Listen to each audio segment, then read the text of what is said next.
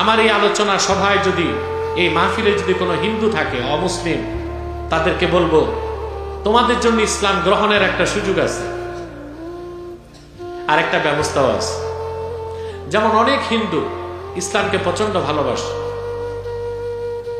এবং সে জানে ইসলাম মহাসত্য, এবং সে যে ধর্মে আছে সেটা মিথ্যা এবং বিকৃত, কিন্তু পারিপার্শ্বিক কারণে, পারিবারিক ভয়তে, জীবনের ভয়তে সে মুসলিম হতে পারে না।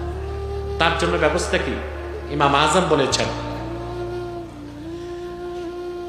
মান সাদ্দাকা বিশ-শাহাদাতাইন ওয়া লাম ইউকিররা বিহিমা,